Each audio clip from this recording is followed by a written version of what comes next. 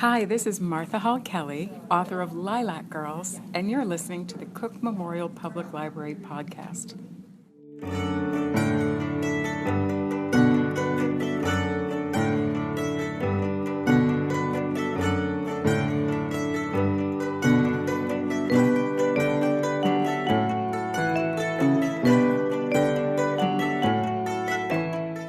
Hello and welcome to the Cook Memorial Public Library podcast, where we invite you to spend just a few minutes with the staff at Cook Library. I'm Nate Goss, and I am here today with Adult Services Librarian Haley Samuelson. Welcome back, Haley. It's been way too long. Thanks for having me back, Nate. It's always fun to do this. Yeah. For this episode, we're going to discuss a hot button and often loaded topic, fake news. The term itself can be hard to define, especially as it seems nowadays almost every news source eventually gets labeled fake news by someone. And with so much confusion in the air, what's a concerned citizen earnestly seeking the truth to do?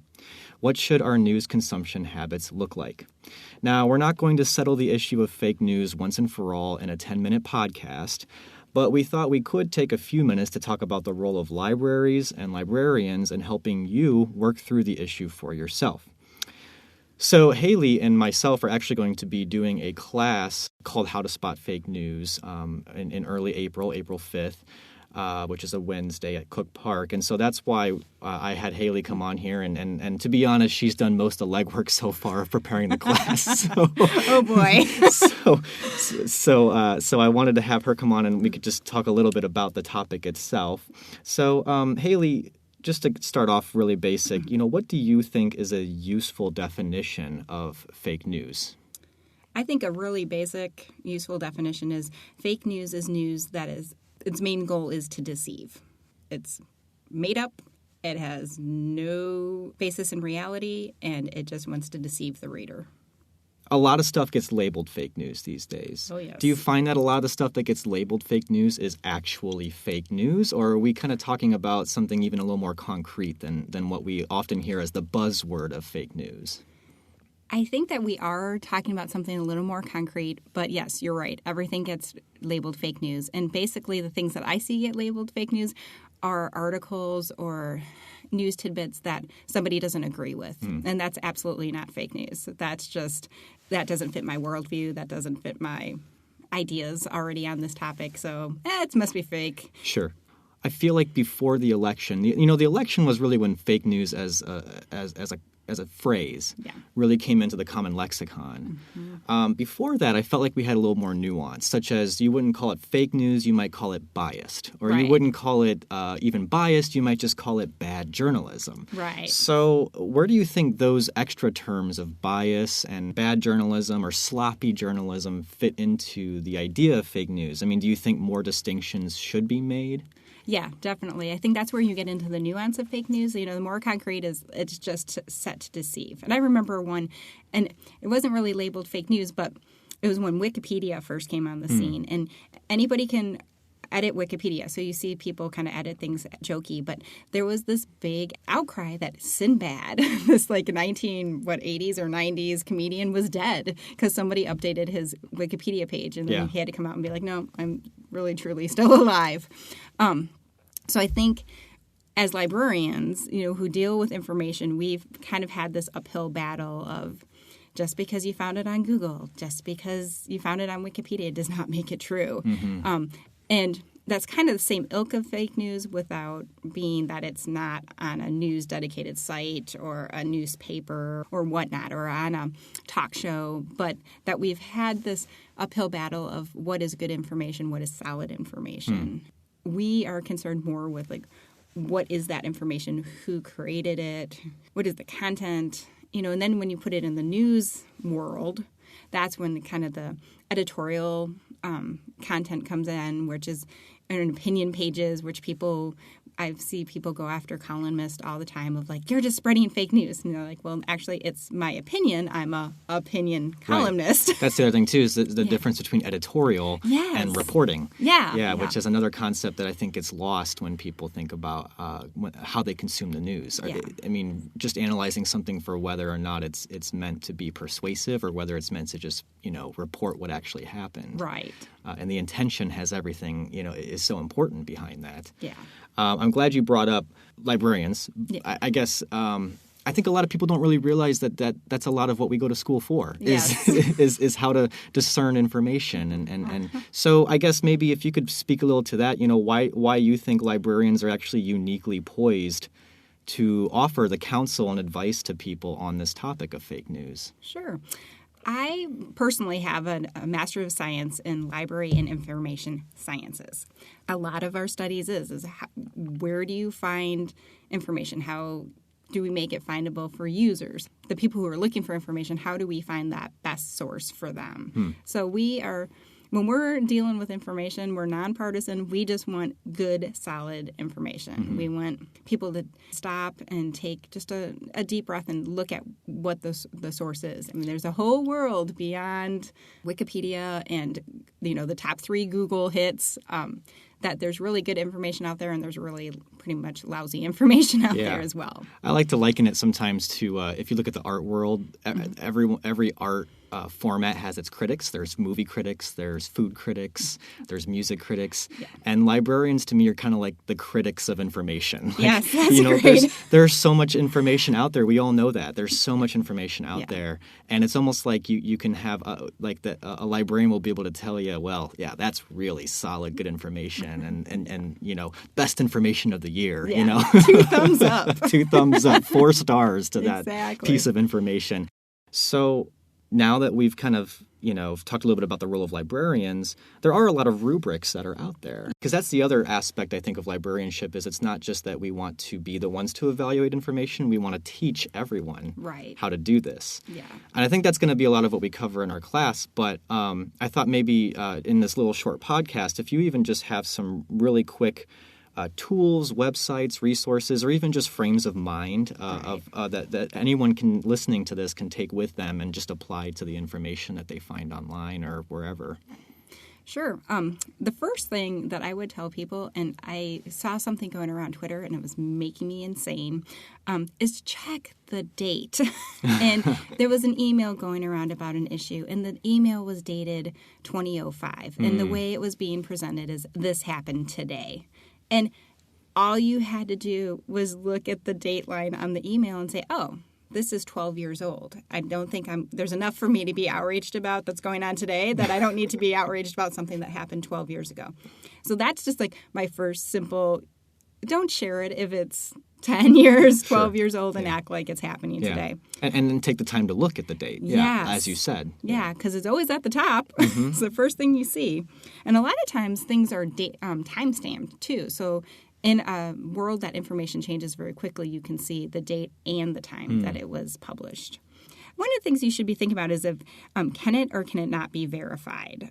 Fake news article may or may not have links in it, tracing its sources, but can you verify it? Can you find it elsewhere? Can this really happen? Especially in the realm of people who are in the news all the time, politicians, lawyers, those type of things. A lot of their speeches you can find. So if they say their public record, or exactly. So if so and so said this, and instead of getting outraged about it, or if you really are outraged, go and find the speech. See what the context was. See if it can be verified. Is it one sentence in the middle of an hour speech that was just ripped out of context?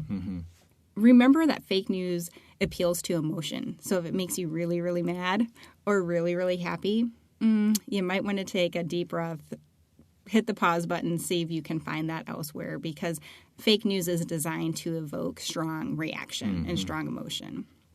Authors that usually aren't experts, some of the authors might not even be journalists, so you see a lot of these places where they actually have the news content, and then they have like this blogging content, so it's people that they find interesting that they pick up blogs. And again, it's opinion versus fact, personal experience versus, scientific information. Right. And you're not necessarily saying what that person's saying is bad information. Exactly. It's just that that person doesn't have the training, the type of schooling that journalists go through to just report the news. Exactly. It's a different skill set. Yeah, it is. And I mean, there's a lot of lovely readable blog posts out there that I've gotten great information from and that I can apply to my own life.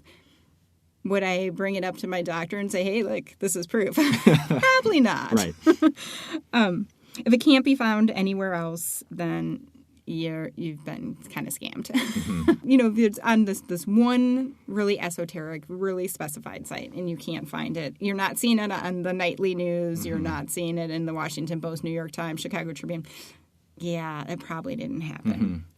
And fake news comes from fake sites. So you see these kind of clickbaity things, and clickbait is something that they give really dramatic headlines or really dramatic pictures that you can obviously tell were photoshopped to get people to click on their site and that gives them revenue. So you can see, you see these like ads that will pop up and it will look like it's the Today Show, but if you take a closer look, oh, that logo is just a little off. Or it will bring you to .com.co, and most reputable news sites have their own domain name. So when you're saying .com.co, you're actually looking at the address of the website Yes. in your browser. Exactly. What we call the URL. Perfect, yes. Yeah. Yeah. Thanks for clarifying that. So those are just some quick down and dirty things that you can look at. And I just want you to know that if you're struggling with, like, how do I get my news in this? And I've had that question a lot from a lot of friends and acquaintances, that you're not alone, that Stanford University just did a study actually prior to the election about people's fundamental sense of media literacy. I'm kind of using media literacy and information literacy interchangeable here. They aren't necessarily interchangeable, but how are you consuming your news? Yeah, and you talk about the term media literacy as something librarians have been teaching for forever, Yes. and so the skill of spotting fake news is really just media literacy. It's Yeah. learning how to analyze your media that you take in. Exactly. And we've been doing this way before the 2016 election.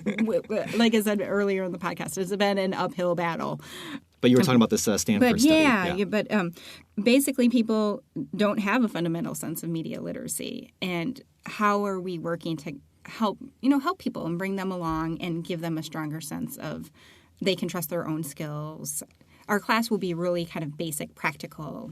This is how you can apply this right now. Once you start applying these skills, you realize it really takes under a minute to say, okay, do I want to read this article? So we'll be going in much deeper on April 5th at our class, and there are still a few seats available. Yeah, so definitely register for that on our website or call us up to register. The class we're calling it How to Spot Fake News, but it's really going to just be a basic class on media literacy. Yeah. And so it's going to be partly how to spot it. I think we're also going to have maybe a few exercises so you can actually see some examples and things like that. But it's also just going to be, I think, a more broad discussion on what it means to be a good media consumer in today's age. Yeah. And Nate, I don't know about you, but I can get overwhelmed with the amount of information that's coming at me every day.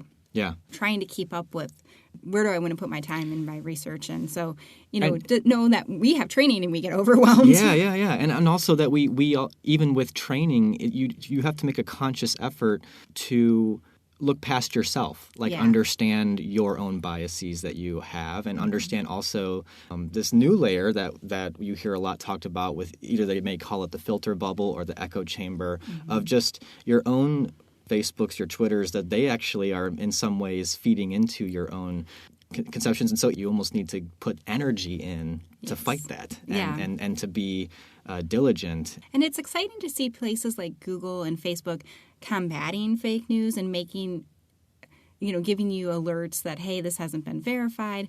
But reality is we also have that responsibility to be good media consumers. Before we go, you gave us some really good tips on analyzing stuff. Do you have any websites that you use or resources that you visit to help you in sort of analyzing the day's headlines or anything like that?